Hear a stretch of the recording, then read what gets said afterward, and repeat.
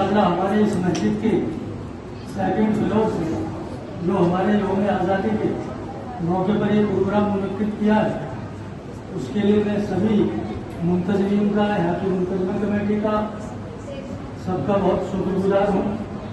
और इतने अच्छे से उन्होंने जो है हमारे तिरंगे की परचम कुशाई कराई।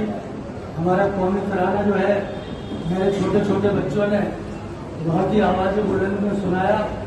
उसके लिए मैं अपने सभी छोटे बच्चों को उसके लिए मुबारकबाद भी देना चाहता हूँ, उनको बधाई भी देना चाहता हूँ, उनको शुभकामनाएं भी देना चाहता हूँ। और ये आज जो हमारे पूरे मुल्क में ये 13 तारीख से शुरू होकर और 15 तारीख में लाल किले की उस प्राचीर पर जाकर जो है हमारे यौम आज़ादी का जो प्रोग्राम इख्तिताम को पहुँचता है, इंशाअल्लाह इस साल भी वो हमारे उसी तर्ज अमल से वो होने वाला है।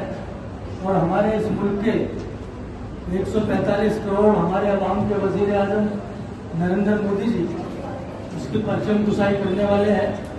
आप सबको तो मालूम ही है, सभी उनके जो है जो भी वज़ीर आज़म होते हैं उनकी स्पीच सब बहुत ही ध्यान से सुनते हैं, क्योंकि वो अगले साल तक का जो है मुल्क के तरक्की का या अपनी कारकर्दगी का, पिछली क्या कारकर्दगी रही, अगले एक साल हम क्या हमें करना है, उस सबका खाका वो पेश करते हैं। तो हमारे मुल्क को जो आज़ादी मिली थी, जैसे अभी हमारे एक बच्चे ने मुकालमे में उस मुकालमे में जो है उसका टाइम भी बताया, हमारे बुजुर्गों ने लगातार लगभग जो है 200 साल तक कितनी जद्दोजहद की होगी, कितनी कुर्बानियाँ दी होंगी और अपना कितना जो है तन मन धन उसमें लगाया होगा। और तब जाकर जो है 1947 में हम जो है आज चैन और सुकून की जो सांस लेते हैं वो सब उसको जो है बहुत अच्छे तरीके से हमें मनाना चाहिए। और ये बहुत ही खुशी की बात है कि हमारी जो ये मस्जिद है क्योंकि बहुत ही जो हमारा हिस्टोरिकल जगह है कस्सापुरा, इसके सामने हमारी जो है दिल्ली की जो है यहाँ पर ईदगाह भी मौजूद है और इसके चारों तरफ जो जितने भी इतराफ में हमारी जगहें हैं, तो शाहजहानाबाद का भी एक पार्ट है जहाँ से आज़ादी का बुगुल बजा था। इस एरिए के भी बहुत सारे हमारे जो बुजुर्गवार हैं उन्होंने भी यहाँ पर आज़ादी के उसी परचम के लिए जो है अपनी जानें कुर्बान की थी। खान अब्दुल गफ्फार खान से लेकर अगर मैं आपको बताने पर आ जाऊँ तो लाखों हमारे मुजाहिद आज़ादी जिन्होंने अपनी कुर्बानी पेश की थी। और हमारे आखिरी जो बहादुर शाह जफर इस देश के उस टाइम बादशाह थे, उन्होंने अपनी जो है कुर्बानी रंगून में जाकर जो है पेश की थी। उनके बेटों को किस तरीके से उनके सरों को कलम किया था। आज हम उस आज़ादी को बचाकर और उसी तरीके से अपने मुल्क की तामीर और तरक्की के लिए आगे बढ़ेंगे। और हमारी तालीम और तरक्की तभी मुमकिन है जब हमारी दरसगाहों में, हमारे मदारिस में, हमारे स्कूल कॉलेजेस में दीनी और दुनियावी तालीम जो है उससे हम रोशनास होंगे, तो हम माशाल्लाह अपने दीन की भी खिदमत कर सकेंगे, अपने मुल्क और हिंदुस्तान की भी खिदमत कर सकेंगे।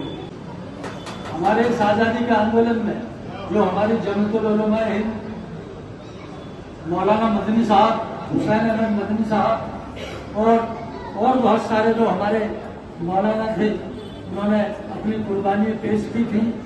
और आज हम सबको ये फख्र है कि आज जमीयतुल उलमा हिंद जो है अपने ऐसे मदारिस और मसाजिद में और पूरे हिंदुस्तान के कोने कोने में अपने परचम कुशाई भी करते हैं और अपने छोटे छोटे बच्चों को उसी आज़ादी की लौ को जिन्होंने जलाकर जो है इस मुल्क को आज़ाद किया था उस सब के बारे में जो है बताने का। क्योंकि जब तक हम अपने नीचे की जो हमारे जो आने वाली जनरेशन है उसको ये मालूम जब तक नहीं होगा तो कैसे वो आज़ादी के उस दिन को और हमारी कुर्बानियों को याद रखेंगे। बाबा साहब ने बार बार एक बात कही कि दुनिया में किसी भी समाज को, देश को और परिवार को और आप सबको, हम सबको आगे बढ़ना है तो हम सबके पास एक महत्वपूर्ण हथियार औजार क्या होता है, वो है शिक्षा, पढ़ाई लिखाई। और मैं आज इस मदरसे में खड़ा हूं, मुझे खुशी है कि आप सब उस काम में लगे हुए। ये आप सबको अपने अंतर मन में बिठाना है कि आपको भी डॉक्टर, इंजीनियर, प्रोफेसर, अभी हमारे सुप्रीम कोर्ट के वकील बैठे हुए हैं, मैं प्रोफेसर हूं या अन्य लोग भी हैं, तो वो इसलिए आपके सामने आज हम आपके सामने आज बोलने की स्थिति में, क्योंकि मैंने पढ़ाई की और मैं प्रोफेसर बन गया। तो मैं आप सबसे ये निवेदन करना चाहता हूं, मौलाना अबुल कलाम आजाद इस देश के राष्ट्रपति थे। आपने उनका इतिहास पढ़ा होगा, और नहीं पढ़ा तो जरूर पढ़ना, उनकी जीवनी जरूर पढ़ना, मैं आपसे निवेदन करता हूं। वो हमारे आपके जैसे परिवारों से निकल कर आए थे। जब जहां से उन्होंने पढ़ना लिखना शुरू किया, उनके परिवारों में भी कोई बहुत अच्छी स्थिति नहीं थी, लेकिन उन्होंने अब पढ़ाई की, उन्होंने अब इंजीनियरिंग की डिग्री ली और वहां से आगे बढ़े और देश के सर्वोच्च पद तक पहुंच पाए, राष्ट्रपति बन पाए। वो इसलिए केवल की क्योंकि उन्होंने पढ़ाई लिखा की। तो ये जब आप आजाद मुल्क में रहते हैं, स्वतंत्र मुल्क में रहते हैं और लोकतांत्रिक मुल्क में रहते हैं, तो उसका सबसे बढ़िया लाभ ये है कि हम पढ़ें।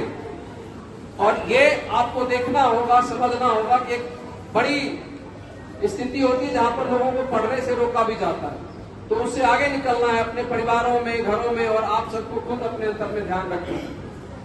उन शहीदों को याद भी करना है, चाहे वो सुभाष चंद्र बोस हो, भगत सिंह हो, चंद्रशेखर आजाद हो, अशफाक उल्लाह खान हो, इन सबको अपनी स्मृतियों में रखना भी है, क्योंकि उनकी वजह से हम आज आजाद मुल्क में रहते हैं। और आगे हमारा देश, हमारा मुल्क प्रगति कर पाए, और देश और मुल्क तब प्रगति करेगा जब ये नौनिहाल जो यहाँ बैठे हैं ये प्रगति करेंगे, ये पढ़ेंगे लिखेंगे, ये सभ्यता सीखेंगे, ये देश को, इनके अंदर देश को आगे ले जाने का जज्बा आएगा। तो मैं आप सबसे केवल, मैं और चीजों पे बात नहीं करना चाहता, केवल ये निवेदन करके जाता हूँ कि ये आप बिठा लो। बाबा साहब ने कहा था कि 2 रोटी कम खाना, थोड़े मैले कपड़े पहन लेना, लेकिन अपने बच्चों को पढ़ाना। और आपसे मैं यही निवेदन कर रहा हूँ कि आप सब, बाकी सारी चीजें जो भी रहती है, कष्ट, परिवार, समाज, सब चलता रहता है, आप जब पढ़ोगे लिखोगे तो फिर मुल्क भी आगे जाएगा और आप भी आगे जाएंगे। बहुत बहुत शुक्रिया। आगे मांगता हूँ, सोचता हूँ, छोड़ देता हूँ, कहीं ऐसा न हो जाए, कहीं ऐसा न हो जाए। बड़ी कुर्बानियां इस मुल्क में दी हैं। बहादुर शाह जफर का तस्करा आया, जिसके आबा व अजदाद ने 200 साल हुकूमत की, वो उसी लाल किले में हथकड़ियों में, बेड़ियों में जकड़ करके इंसान के लिए खड़ा किया गया। जोर व पीरी ने जरूरत दिखाना से अंग्रेजों की बात गुलामी कबूल कर लेते, स्कॉलरशिप मिल रही थी, देते रहते, वजीफा खाते रहते, लाल किला अपना था, मौज मस्ती करते रहे, लेकिन नहीं। जोहद पीरी ने जरूरत इंसाना थी, सामने मौत की तस्वीर हरीमाना थी। तू भी एहसास को चांदी से कुचल सकता था, तू भी मौसम की तरह रंग बदल सकता था, तू भी इम्कान तो था। गैरत की तैयारत करता, ऐश के वास्ते ईमान को गालब करता, अपने ईमान को, गैरत को बचाया तूने, हर मुसीबत को, तबाही को कलेजे से लगाया। एक लंबी कहानी, एक लंबी तारीख है कुर्बानियों की। सबने कुर्बानी दी है, हिंदुओं ने, मुसलमानों ने, सिखों ने। हजारों उलमा की को फांसियों पर लटका दिया गया। तो उसका एक फल है जो हमें मिला है। हमको इस आज़ादी को बहुत संभाल करके रखना है, इस आज़ादी को बचाना है। चिश्ती ने जिस जमीन पर पैगाम हक सुनाया, नानक ने जिस चमन में वहदत का गीत गाया, तातारियों ने जिसको अपना वतन बनाया, मेरा वतन वही है, मेरा वतन वही है। यूनानियों को जिसने हैरान कर दिया था, सारे जहां को जिसने इल्मो हुनर दिया था, मिट्टी की जिसको हक ने जरका असर दिया था, मेरा वतन वही है, मेरा वतन वही है। हिंदुस्तान जिंदाबाद। बहुत बहुत शुक्रिया। मदारिस की और जमात उलमा हिंद को एक मैसेज देना चाहता हूँ कि मुल्क में जो आज़ादी में हमारे उलमाओं की और हमारे लोगों की जो कंट्रीब्यूशन है, उनको भी हमारे नए जनरेशन को, बच्चों को बचाया बताया। जैसे अब ये तिरंगा झंडा है, इस तिरंगे झंडे का इसको डिजाइन किसने किया, ये कौन लेकर के आया, ये हमारे बच्चों को और हमारे असातिज़ा को भी मालूम होना चाहिए। ये तिरंगा झंडा, इसको सुरैया तैयब जी थी, उन्होंने इसका डिजाइन बनाया। उसी तरीके से इनकलाब जिंदाबाद, का नारा मशहूर मतलब के फ्रीडम स्ट्रगल जनाब हजरत मोहानी साहब ने दिया था। उसी तरीके से मादरे वतन भारत की जय का नारा अजीमुल्ला खान साहब ने दिया था 1857 में। जय हिंद का नारा आबिद हसन साफरान साहब ने दिया। भारत छोड़ो क्विट इंडिया और साइमन गो बैक का भी नारा एक हमारे यूसुफ मेहर अली साहब ने दिया था।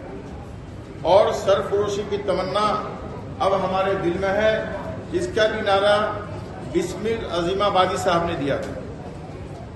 और सारे जहां से अच्छा हिंदुस्तान हमारा, इसका भी जो नज़म लिखी थी वो मशहूर शायर इकबाल साहब ने लिखा। देखिए, हिंदुस्तान में और दुनिया में मैं कहूंगा कि सबसे पहले मसावाती यानी इक्वलिटी का जो मैसेज दिया वो हमारे हुजूर मोहम्मद सल्लल्लाहु अलैहि वसल्लम ने दिया, हमारे पैगंबर साहब ने दिया। वो क्या दिया कि दुनिया में हर आदमी बराबर है, कोई ऊंचा नीचा नहीं है और सभी को आपस में मोहब्बत करना चाहिए। तो यही नारा, यही मैसेज हम लोगों को आगे देना चाहिए।